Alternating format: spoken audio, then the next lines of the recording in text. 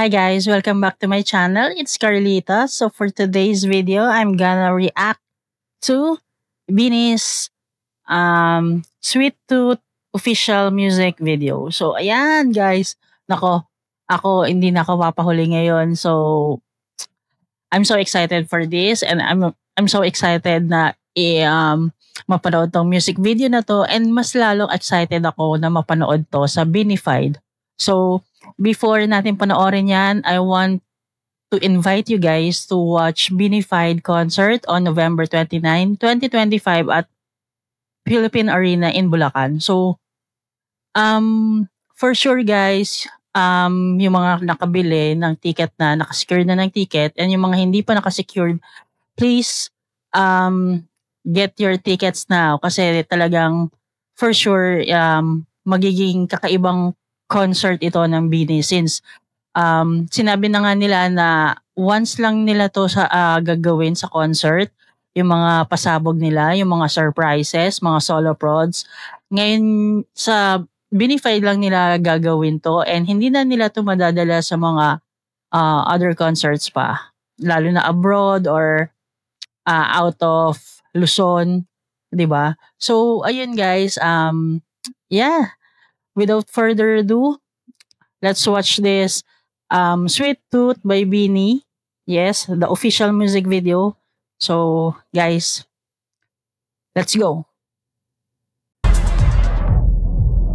Oh, Mika agad. Wow. Ay.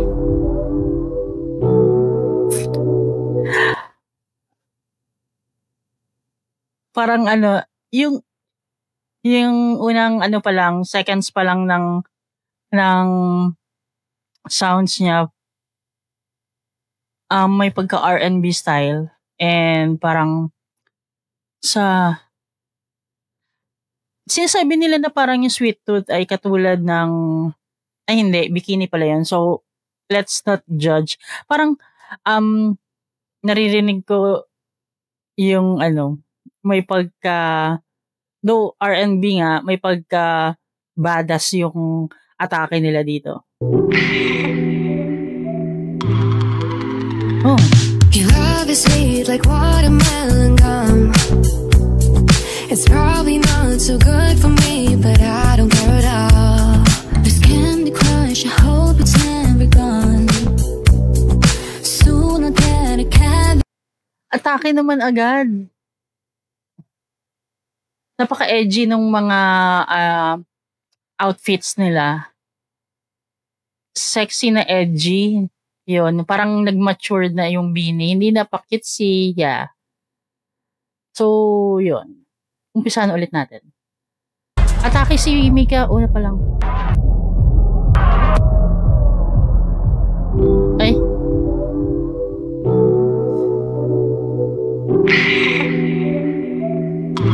Grabe yung outfits. Your love is sweet like watermelon gum. It's probably not so good for me, but I don't care at all. This Candy Crush, I hope it's never gone.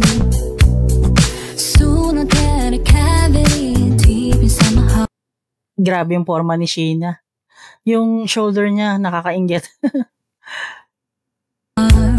But how can I self-regulate? Your love has got me hooked. I should try something healthy, but it never tastes as good. Be my sweet tooth. No, I can't help it if I don't want to. I know there's plenty worse addictions, but I just can't help the feeling. Me and my sweet tooth, yeah. Problem with the heart of candy rocks. Ganda ni Kulit. But I just can't help the feeling. Me and my sweet tooth, yeah. Problem with the heart of candy rocks. You really have to work for it, but still don't get allowed. It's 4 AM, I'm still up in the dark. There's enough a sugar rush, I tried to make it stop, but how can I? Enough.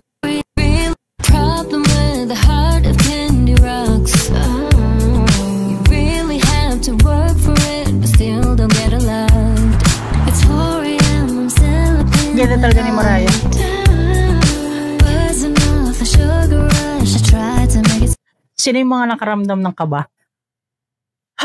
Nakaramdam ba kayo ng kaba? Ako nakaramdam ako ng kaba eh. No? Paglapit pa lang ni Mariah Queen, paglakad niya pa lang, ganda talaga.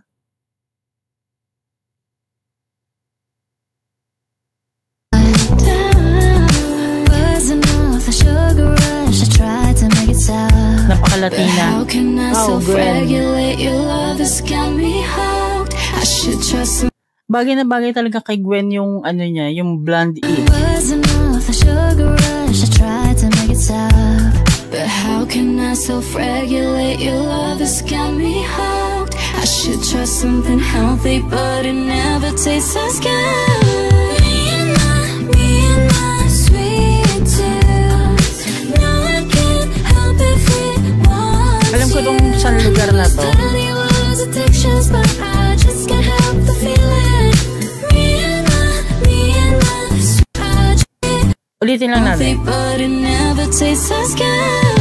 Me and my sweet tooth. No, I can't help if it wants you. I know there's plenty words, addictions, but I just can't help the feeling. Me and my. Di talaga nawawala kay Mika yung baggy pants na ano, na parang six pocket, no? Yun talaga yung ano eh, yung nakasanayan na natin sa kanya na outfit niya pag pants. Kasi yun naman talaga yung style ni Mika Lim. Then Sheena, gusto ko talaga yung outfit ni Aya and yung total look niya. And si Sheena and Stacy. Sweet tooth, and you wanna get over it, but do I really want to? If I'm out late at night, trying to fight my sweet tooth. Wanna get over it, but do I really want to? If I'm here every night, dreaming about your sweet tooth. Me and my sweet tooth. Now I can't help if it wants you. I know there's plenty worse addictions, but I just can't help the feeling. Me and my sweet tooth. Me and my sweet tooth. Inabot na sila na umaga. Can't help if it wants you. I know there's plenty worse addictions, but I just can't help the feeling. Me and Oh, sino yan? but I just want you.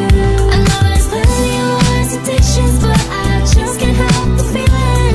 Me and my Sweet tooth.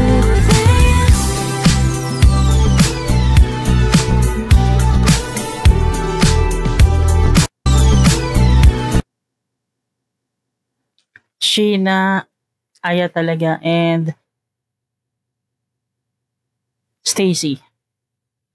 Grabe yung outfitan nila and sexy. Ngayon, ito sa music video na to, yung outfit ng girls, napaka-edgy, sexy, and R&B style, and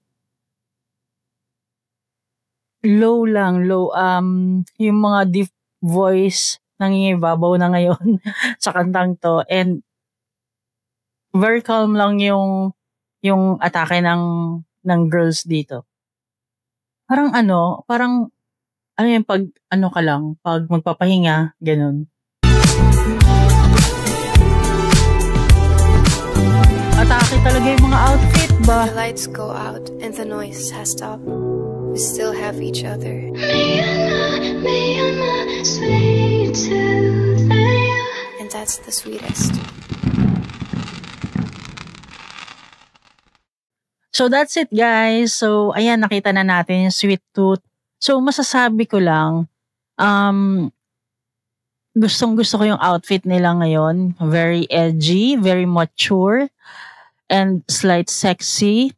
And yun, kumbaga nag-elevate din yung characteristic dun sa mga music video. Kasi from bubbly, bubblegum pop, then yan, nag-R&B na, and pati yung outfit, syempre, dapat sumasabay yan. And ayun, kasi syempre tumatanda na ng tumatanda or nagmamature na ng nagmamature yung mga girls. So, minsan talaga kailangan mag-elevate din yung characteristic nila dun sa mga kantang ginagawa nila na hindi lang puro bubblegum pop or na-stuck na lang sila sa isang um, genre ng kanta and yung styling nila iisa na lang na parang every time na magpa-perform sila ganun yung styling nila. So, naiiba siya. So, which is good for me. I mean, para sa akin, good yun para sa kanila kasi um, meron laging nilulook forward. Ako, lagi kong nilulook forward yung the way ng pagkanta nila, kung ano yung magiging atake naman and ano yung magiging genre ng susunod na kanta nila and ano yung outfits na mga susuotin nila, 'di ba? So ayun, gusto natin yung um may bago, may something new na nilulook forward natin every time na mapapanood natin sila. So ayan, and basically ang Sweet Tooth is parang um trusted mo na someone or mahal mo sa buhay, 'di ba? Parang mga ano 'yan eh, parang kung sa ano ay kung sa kanta ni Maki siya yung dilaw. Ito naman siya naman yung sweet tooth. Okay? So parang ganun yung pagkakaintindi ko eh. And then yeah, ang simple lang ng settings ng music video and gusto ko yung parang may ano ba to, top shot sila, no, 'di ba? And yung nakapila sila and may bago to eh, yung may sasakyan. So ayan, and yun, um sino yung mga kinabahan sa Mikaya? So ayun, face of the group talaga. Though lahat naman sila magaganda pero syempre um ang napansin ko talaga is si Aya. Bagay na bagay sa kanya yung outfit niya, very edgy, sexy, and syempre ang ganda niya, no? And the voice. I love also Stacy dun sa car scene niya. And si Mika yung side profile niya nung unang-unang seconds ng music video. And yeah, ang gaganda nila, kulit. Joanna, I like the part, no? Yung parang nag-lean doon sa music video. Atake rin si Gwen doon sa front ng kotse. Sheena, I like the outfit. Grabe yung shoulder ni Sheena, napaka-tone. And bagay na bagay sa kanya. Basta, yun, bagay na bagay sa kanya. So, yun. I hope na nagustuhan niyo rin yung Sweet Tooth. Kasi ako, I think from the Shaggy D, yung mga nakita na natin, Shaggy D, First Love, etong Sweet Tooth, para dun sa Flames na album, I think, sorry, kung i-rate ko siya, first is, though meron pa pala yung, tama, First Love, Shaggy D, Sweet Tooth, ano pa ba yung isa? Hala, kalimutan ko yung isa. So, anyway, Shaggy D, Sweet Tooth, tsaka First Love. First Love talaga is napakaganda. So, number 1 sa akin yun. Shaggy D is number 2 because of the angas. And number 3 itong Sweet Tooth. Pero may isa pa, sorry. Okay.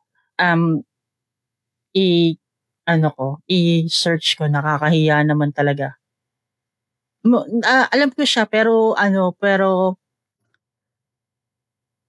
hindi ko matandaan. Hindi lumalabas sa sa bibig ko.